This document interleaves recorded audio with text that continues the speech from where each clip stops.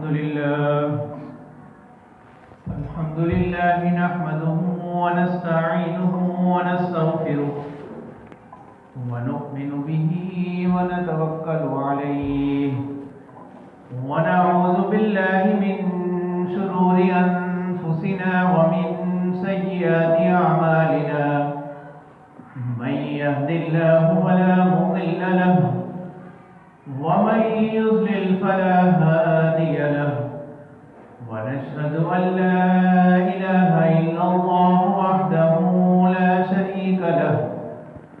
ونشهد أن سيدنا وسندنا وحبيبنا وشفيعنا ومولانا محمدا صلى الله عليه وعلى آله وصحبه أجمعين. أما بعد فأعوذ بالله من الشيطان الرجيم. بسم الله الرحمن الرحيم. إذ قالت امرأة عمران رب إني نذرت لك ما في بطني محررا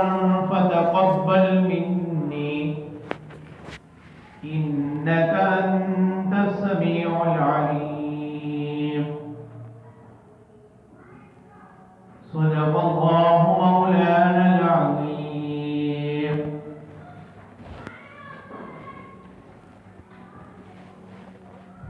عزیزان محترم، سورۃ آل عمران کی جو آیت مبارکہ تلاوت کی گئی، در حقیقت بنی اسرائیل کے دور کی ایک قصہ اللہ تبارک و تعالیٰ یہاں پر ذکر فرما رہے ہیں. بنی اسرائیل کے دور کے اندر بیت المقدس جو موجودہ مسجد اقصی ہے، وہاں پر ایک شخص اس وقت وہاں کے امام تھے حضرت عمران، اور اسی طرح اور لوگ بھی تھے جو بیت المقدس کی خدمت کیا کرتے تھے، اس کا انتظام دیکھ رہے تھے. اور وہاں پر یہ پرانے وقتوں سے ایک طریقہ کار چلا رہا تھا کہ لوگ اپنے بیٹوں کو، اپنے لڑکوں کو بیت المقدس کی خدمت کے لیے وقف کرتے تھے کہ اپنی اولادوں میں سے وہ کسی لڑکے کو وہاں پر وقف کر دیتے کہ جو بیت المقدس کی خدمت کرے، وہیں پر رہے اور بس اللہ تعالیٰ کے اس گھر میں اس کی خدمت کرے. تو یہ ایک دور کا واقعہ قرآن پاک یہاں ذکر کر رہا ہے. اللہ تبارک و تعالیٰ ذکر فرما رہے ہیں کہ حضرت عمران جو کہ اس وقت کے امام تھے بیت المقدس کے، ان کی بیٹی، ان کی جو بیوی تھی، ان کے ہاں پہلے کوئی اولاد نہیں. ان کی بیوی نے اللہ تبارک و تعالیٰ سے اس خواہش کا اظہار کیا اگر ان کے ہاں کوئی لڑکا پیدا ہو تو وہ اس کو بیت المقدس کی خدمت کے لیے وقف کر دیں گے، جیسا کہ اس زمانے کا رواج چلا آ رہا تھا. تو اب یہاں پر اللہ تبارک و تعالیٰ اس چیز کا ذکر فرما رہے ہیں اس وقت کو کہ جس وقت وہ جو حضرت عمران تھے، ان کی بیوی نے اللہ تبارک و تعالیٰ سے دعا کی، اے پروردگار انی نذرت لک ما فی بطنی محررا. جب انہوں نے کچھ ولادت کے آثار محسوس کیے کہ وہ ماں بننے والی ہیں، انہوں نے پھر اس وقت اللہ تبارک و تعالیٰ سے دعا کی کہ اے میرے پروردگار، اگر جو کچھ بھی میرے پیٹ میں ہے، اگر یہ لڑکا پیدا ہوا تو میں اس کی نظر مانتی ہوں کہ میں اس کو بیت المقدس کی خدمت کے لیے وقف کر دوں. فتقبل منی، میری جانب سے میری اس نظر کو، میری اس منت کو، میری اس مراد کو اپنی بارگاہ میں قبول کیجیے. انک انت السمیع العلیم، بے شک آپ سننے والے، جاننے والے. اب یہ اس پیدا ہونے والا جو بچہ تھا، اس کی والدہ نے یہ نیت کی تو اللہ تبارک و تعالیٰ کی ذات تو قادر مطلق ذات ہے، اور ہمارا ایمان یقین ہے کہ اللہ تبارک و تعالیٰ کی ذات احکم الحاکمین ہے، سب فیصلہ کرنے والا سے بڑھ کر فیصلہ کرنے والی ذات۔ اب ہوا یہ کہ جب اس خاتون کی ولادت کا وقت آیا، ان کے شوہر جو ہے حضرت عمران، یہ پہلے ہی وفات پا گئے، اس پیدا ہونے والے بچے کے آنے سے پہلے ہی یہ وفات پا گئے۔ اب جب اس خاتون کی ولادت کا وقت قریب آیا تو اس کے ہاں بجائے لڑکے لڑکی پیدا ہو گئی۔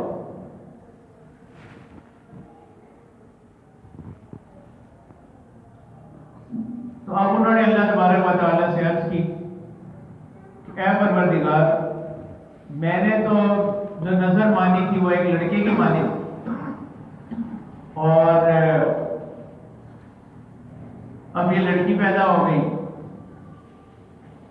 انہوں نے اپنی جو حسرت تھی اس کا اظہار کیا اللہ تبارک و تعالیٰ سے۔ اس کے جواب میں اللہ تبارک و تعالیٰ فرماتے ہیں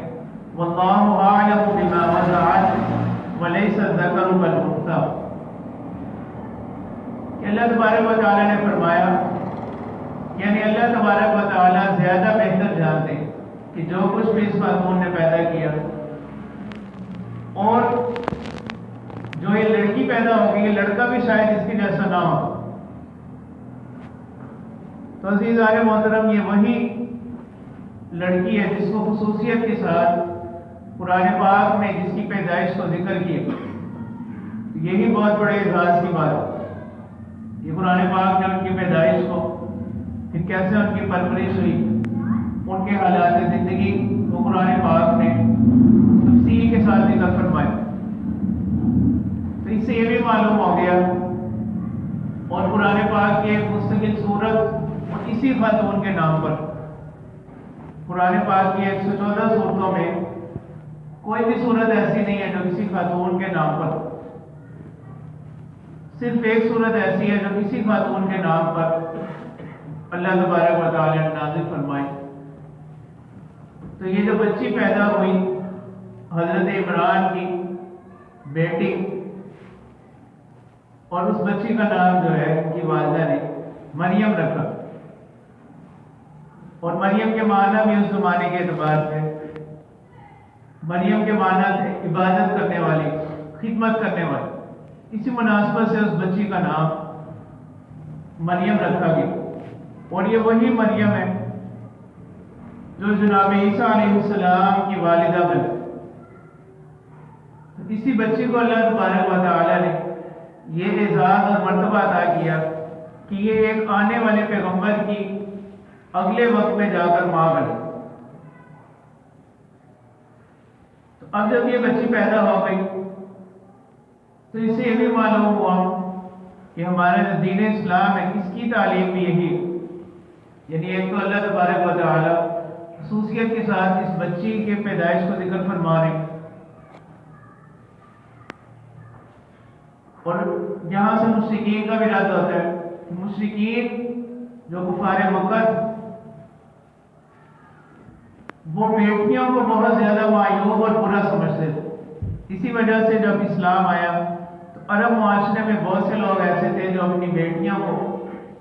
پیدا ہوتے ہی زندہ دفن کر دیا کرتے تھے، یعنی وہ اس کو ایک بری چیز سمجھتے تھے کہ اب ہم ان کی پرورش کریں گے، ان کو پالیں گے، پھر ہمیں ان کی کئی شادیاں کرنی پڑیں گی۔ وہ ایک اس کو اپنے اوپر بوجھ سمجھتے تھے کہ اس سے ہمیں کوئی فائدہ تو حاصل نہیں ہو۔ اسی کو قرآن پاک نے بھی ذکر کیا کہ جب ان میں سے کسی ایک کو لڑکی کی بشارت خوشخبری سنائی جاتی ہے تو ان کے چہرے جو ہے نا سیاہ پڑ جاتے اور یہ اپنے دل میں تنگ ہونے لگتے ہیں۔ اسی وجہ سے جناب رسول اللہ صلی اللہ علیہ وسلم نے بھی بہت سے ارشادات اس حوالے سے فرمائے، اولاد کی پرورش کے حوالے سے عمومی طور پر اور خصوصی طور پر اولاد میں سے بیٹیوں کی پرورش کے حوالے سے بہت سی حدیث آپ صلی اللہ علیہ وسلم سے منقول ہے جن کا تذکرہ آگے آ بھی جائے گا۔ تو اللہ تبارک و تعالیٰ نے فرمایا کہ ان کی یہ جو نظر تھی جو اس خاتون نے اپنے پیدا ہونے والے بچے کے لیے نظر مانی تھی، تو اللہ تبارک و تعالیٰ فرماتے ہیں فَتَقَبَّلَهَا رَبُّهَا بِقَبُولٍ حَسَنٍ وَأَنبَتَهَا نَبَاتًا حَسَنًا وَكَفَّلَهَا زَكَرِيَّا، کہ وہ جو اس بچی کی والدہ نے اس بچی کی پیدائش کے وقت اللہ تبارک و تعالیٰ سے دعا مانگی، جو اس نے اللہ تبارک و تعالیٰ سے نظر مانی تھی، اللہ تبارک و تعالیٰ نے اس کے جواب میں فرمایا کہ اس عورت کے پروردگار نے اس کی اس دعا کو قبول کر لی، اور اس بچی کی عمدہ طریقے سے اللہ تبارک و تعالیٰ فرماتے ہیں کہ اللہ تبارک و تعالیٰ نے اس بچی کی پرورش کا نہایت ہی اعلیٰ انتظام کر دی۔ وَكَفَّلَهَا زَكَرِيَّا، چونکہ ان کے والد فوت ہو گئے تو حضرت زکریا علیہ السلام ان کی نبوت کا زمانہ چل رہا، اور حضرت زکریا علیہ السلام وہ اس پیدا ہونے والی بچی کے جس کا نام مریم رکھا گیا وہ ان کے خالق تھے۔ تو حضرت زکریا علیہ السلام کی خواہش یہ ہوئی کہ یہ تو اتنی مبارک بچی ہے، اتنی بابرکت بچی ہے، اس کی پرورش جو ہے نا وہ کرے، لیکن وہاں پر جو بیت المقدس کے اور بھی خادمین تھے، اس کے جو اور بھی ذمہ دار لوگ تھے، انہوں نے کہا کہ اس حوالے سے آپ کی کوئی خصوصیت نہیں ہے، اگرچہ وہ اس بچی کے خالق بھی تھے، یعنی وہ سبھی لوگ اس کی پرورش کے خواہش مند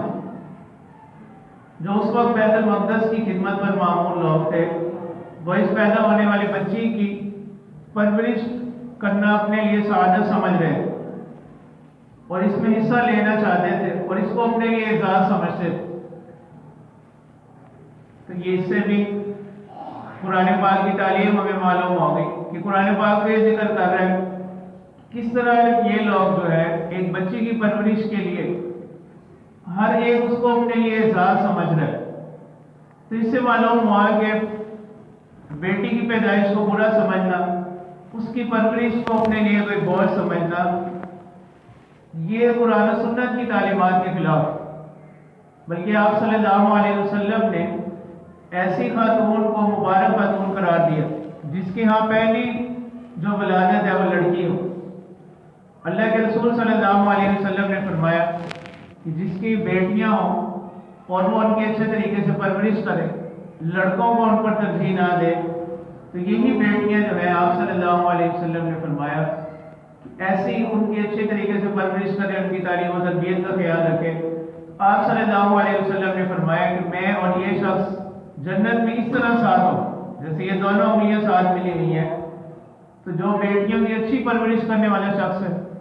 اس کو آپ صلی اللہ علیہ وسلم نے یہ فضیلت عطا ہے۔ اسی طرح بعض حدیث میں ایسی بہنوں کی بھی کہ جو کسی کی پرورش میں آنے بہنیں یا کسی جگہ نکاح ہوا، کسی وجہ سے علیحدگی ہوگی، طلاق ہوگی، ان کے ساتھ بھی جو اچھا برتاؤ کرے، اچھا سلوک کرے، تو حدیث کا مفہوم ہے کہ یہ اس کے لیے جہنم سے رکاوٹ بنتی ایسے شخص کے لیے۔ تو یہ جو اس زمانے کے اندر عرب معاشرے کا رواج تھا، تو قرآن و سنت نے آ کر اس کی نفی کی، اور اس کے بدلے میں آپ صلی اللہ علیہ وسلم نے بیٹیوں کی پرورش پر بہت سے فضائل ارشاد فرمائے اور ان کو اجر و ثواب کا باعث قرار دیا گیا۔ اب یہ جو بچی پیدا ہوئی، قرآن پاک ذکر فرما رہا ہے کہ ہر شخص جو اس وقت بیت المقدس کے خادمین تھے، جو اس کے ذمہ دار لوگ تھے، ان میں سے ہر شخص اپنے لیے اعزاز سمجھ رہا تھا کہ وہ اس بچی کی پرورش کرے۔ تو یہ بھی قرآن پاک ہی ذکر فرما رہے ہیں۔ تو اب اس کی صورت یہ ہوئی، ان تمام لوگوں نے فیصلہ کیا کہ ہم قرآن اندازی کرتے ہیں کہ کون اس بچی کی پرورش کرے۔ تو قرآن پاک یہ ذکر فرما رہا ہے کہ بچی کی پرورش کے لیے اس وقت کے یہ جو بیت المقدس کے ذمہ دار تھے، اس کے جو منتظمین تھے، تو یہ اہل کتاب کے بنی اسرائیل کے بڑے بڑے علماء تھے، اہل علم لوگ، ان کے درمیان قرآن اندازی ہوئی۔ تو یہ سعادت جو ہے حضرت زکریا علیہ السلام کے حصے میں ہے۔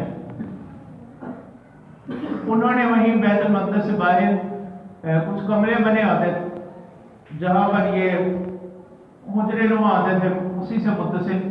تو تو وہاں پر ایک کمرے میں ان کے لیے انتظام کر دیا. تو حضرت مریم علیہ السلام جو ہے وہیں پر رہتی، اللہ تعالیٰ کی عبادت کرتی رہتی. تو حضرت زکریا علیہ السلام ان کے خالو تھے، کبھی کبھار جو ہے ان سے ملنے کے لیے آ جاتے،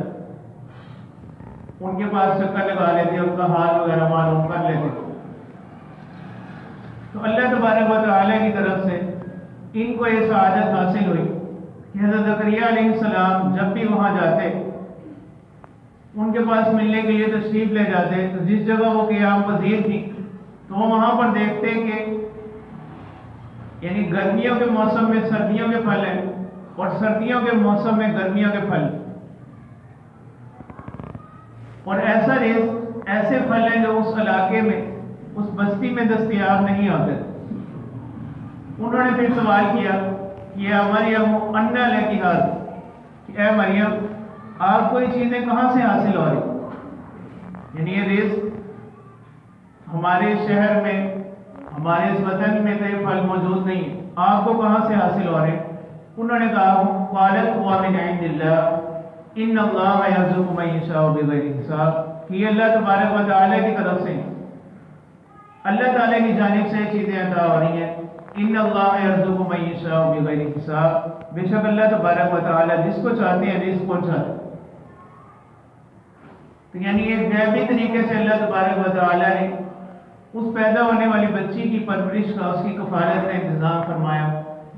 ان کے لیے آسمان سے رزق آتا ہے. بلکہ اسی چیز کو دیکھ کر حضرت زکریا علیہ السلام، چونکہ ان کی عمر بہت زیادہ ہو چکی تھی اور ان کی کوئی اولاد نہیں، تو جب انہوں نے یہ معاملہ حضرت مریم علیہ السلام کے ساتھ دیکھا، انہوں نے بھی اللہ تعالیٰ کے حضور اس وقت دعا کی ایک بیٹے کے لیے. یعنی انہوں نے دیکھا کہ وہ ذات جو ایک موسم میں دوسرے موسم کے پھل دے سکتی ہے، تو وہ اس بڑھاپے کی عمر میں اولاد بھی عطا کر سکتی. اور دوسرا اس سے یہ بھی معلوم ہوا کہ انہوں نے اپنی ضرورت کو اللہ تبارک و تعالیٰ کے سامنے پیش کیا، اللہ تبارک و تعالیٰ سے اس کا سوال کی، اور ان کی یہ دعا بھی قبول ہوئی، اور حضرت یحییٰ علیہ السلام جو ہے ان کے ہاں پیدا ہوا. الغرض یہ مریم، حضرت مریم علیہ السلام، ان کی اسی طرح پرورش ہوتی رہی، اسی طرح یہ سلسلہ چلتا رہا. پھر اللہ تبارک و تعالیٰ کی طرف سے ان کو خطاب کیا گیا. ایک فرشتہ ان کے پاس آیا اور اس نے آ کر ان کو یہ اعلان، ان کی بشارت سنائی کہ اللہ تبارک و تعالیٰ نے آپ کو اس وقت تک جتنی خواتین گزر چکی، ان تمام پر اللہ تبارک و تعالیٰ نے ان کو خصوصی فضیلت اور مقام عطا فرمایا.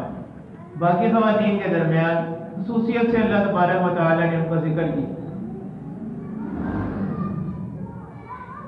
اور پھر یہی حضرت مریم علیہ السلام کہ اللہ تبارک و تعالیٰ نے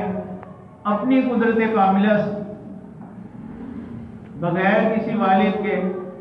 بغیر شوہر کے، حضرت عیسیٰ علیہ السلام ان سے پیدا ہوئے. تو اللہ تبارک و تعالیٰ نے ان کو یہ سعادت اور اعزاز بخشا کہ یہ ایک آنے والے پیغمبر کی والدہ بنی. اور قرآن پاک میں اللہ تبارک و تعالیٰ نے ایک مستقل صورت جو ہے وہ ان کے حوالے سے نازل فرمائی، جس میں ان کے تفصیلی احوال اللہ تبارک و تعالیٰ نے بیان فرمائے. تو یہ جب حضرت مریم علیہ السلام کے حوالے سے کچھ باتیں عرض کی گئی، تو ان باتوں کی روشنی میں یہ معلوم ہوتا ہے کہ حضرت مریم علیہ السلام وہ بھی دیگر خواتین کی طرح عام ایک انسان ہے، ایک بشر ہے، اللہ تبارک و تعالیٰ کی قدرت سے پیدا ہوئی جیسے باقی بچے پیدا ہوتے ہیں. جیسا کہ بہت سے لوگوں کا خیال ہے کہ وہ ان کو اللہ تبارک و تعالیٰ کی شریک قرار دیتے ہیں. حضرت مریم علیہ السلام جو ہے وہ اللہ تبارک و تعالیٰ کی مخلوق ہے. اللہ تبارک و تعالیٰ نے ان کو پیدا کیا، وہ اللہ تبارک و تعالیٰ کی شریک نہیں. سے قرآن پاک میں بھی اللہ تعالیٰ فرماتے ہیں کہ وَلَمْ يَكُنْ لَهُ كُفُوًا أَحَدٌ، کہ اللہ تبارک و تعالیٰ کے ہمسر، اللہ تبارک و تعالیٰ کے برابر کوئی نہیں. اور خود حضرت مریم علیہ السلام کے بارے میں بھی قرآن پاک میں اللہ تبارک و تعالیٰ نے اسی چیز کو ذکر فرمایا، کانا یاکلان طعام، جیسے زکریا علیہ السلام ان کے پاس گئے، انہوں نے دیکھا کہ وہ ان کے پاس رزق آ رہا ہے، جو چیز رزق کی محتاج، جس کو رزق کی ضرورت پیش آ رہی ہے، تو وہ اللہ تبارک و تعالیٰ کے شریک کیسے ہو سکتی؟ تو اس سے معلوم ہوا کہ بہت سے لوگ جو ان کے حوالے سے وہ عقیدہ رکھتے ہیں اور وہ ان کو اللہ تبارک و تعالیٰ کا شریک قرار دیتے ہیں، اللہ تبارک و تعالیٰ کے برابر ان کو سمجھتے ہیں، تو یہ عقیدہ جو ہے یہ درست نہیں، اور اسلام کے عقیدے کے، اسلامی تعلیمات کے جو ہے خلاف۔ تو یہ جو اللہ تبارک و تعالیٰ نے حضرت مریم علیہ السلام کا تذکرہ بھی اسی وجہ سے خصوصی طور پر ذکر فرمایا تاکہ باتیں واضح ہو۔ ایک تو حضرت مریم علیہ السلام یہ اللہ تعالیٰ کی پیدا کی ہوئی مخلوق ہے، اللہ تعالیٰ کی شریک نہیں، البتہ اللہ تبارک و تعالیٰ نے انہیں خصوصی کرامات عطا فرمائی، ان کو ایک مقام بخشا۔ تو اس سے یہ معلوم ہو گیا، اس سوچ کی نفی کر دی گئی کہ بہت سے لوگ مسلمانوں میں بھی ایسے ہوتے ہیں جو عورتوں کو کوئی نحوست کی چیز یا برائی کا استعارہ یا کوئی بول سمجھتے ہیں۔ اللہ تبارک و تعالیٰ نے اس حضرت مریم علیہ السلام کے قصے سے اس چیز کی بھی نفی فرما دی۔ پھر انہی حضرت مریم علیہ السلام سے اللہ تبارک و تعالیٰ نے ایک پیغمبر حضرت عیسیٰ علیہ السلام، وہ بھی انہی سے پیدا ہوئے، جن کا تفصیلی تذکرہ جو ہے وہ انشاءاللہ ان کے حوالے سے جو دین اسلام کی تعلیمات ہیں، اور پھر بہت سے لوگ جو ہمارے معاشرے میں ان کے حوالے سے وہ بھی غلط عقائد کا شکار ہیں، غلط عقائد رکھتے ہیں جو کہ دین اسلام کے عقائد کے خلاف، اور اس حوالے سے مسلمانوں کو کیا کرنا چاہیے۔ تو حضرت عیسیٰ علیہ السلام کے حوالے سے جو تعلیمات ہیں وہ ان کا انشاءاللہ آئندہ جمعے میں بیان کیا جائے۔ تو دعا ہے کہ اللہ تبارک و تعالیٰ ہمیں صحیح جو دینی عقائد ہیں ان کو سمجھنے کی اور ان کو صحیح طور پر اپنانے کی توفیق عطا فرمائے۔ آمین۔ وآخر دعوانا الحمدللہ رب العالمین۔